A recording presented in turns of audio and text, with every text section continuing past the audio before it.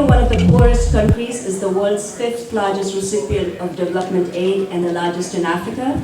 United States is the largest bilateral donor to Ethiopia.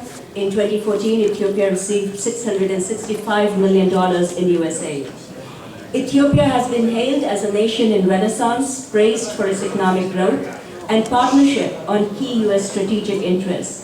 But missing from this narrative is that its so-called development is based on widespread human rights violations, forced evictions, and the displacement of millions of people from their lands, the criminalization of dissent, and the misuse of the 2009 anti-terrorism proclamation. The land grab in Oromia, which triggered recent protests, is a countrywide phenomenon.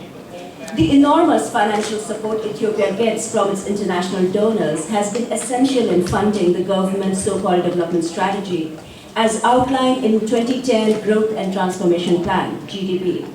A cornerstone of USAID activity in Ethiopia was to support GDP, a key element of which has been the relocation of 1.5 million people from areas targeted for industrial plantations under the government's villagization scheme.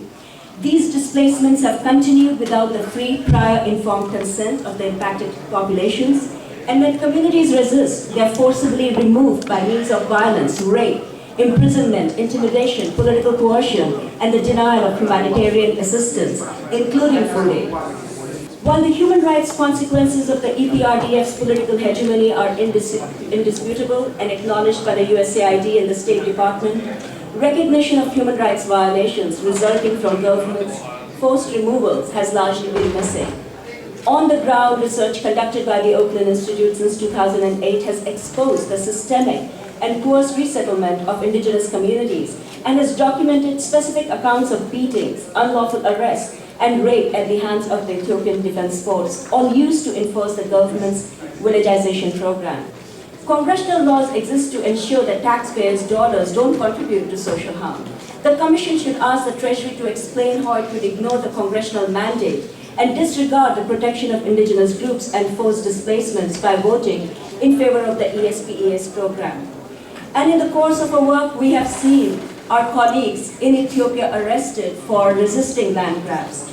In fact, Ethiopia's anti-terrorism proclamation has led to so many of my colleagues arrested and put away in jail that we, though we look at land issues, have to bring together a team of lawyers from reputable international law firms to look at its bill, the proclamation.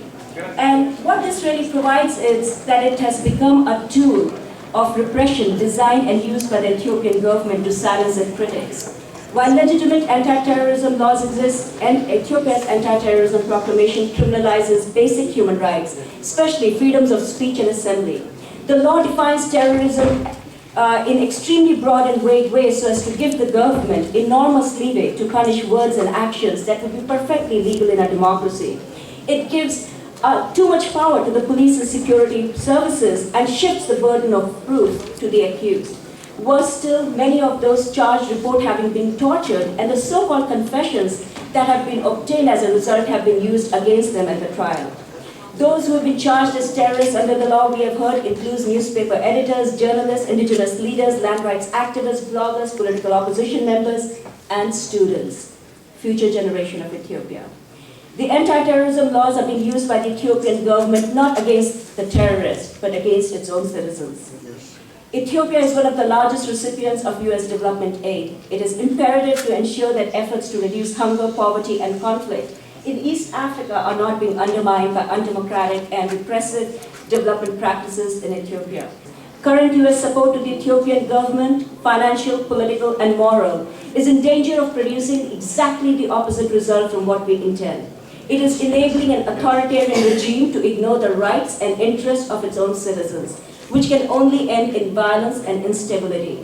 The US Congress should undertake a serious examination of development aid to Ethiopia to ensure that it is not supporting political repression and it is not being funneled into land grabs that are undermining the poverty alleviation intent of US taxpayer aid.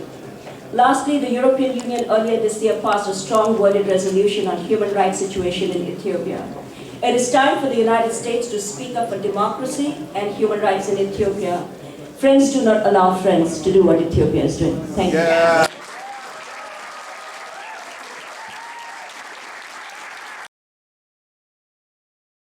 you.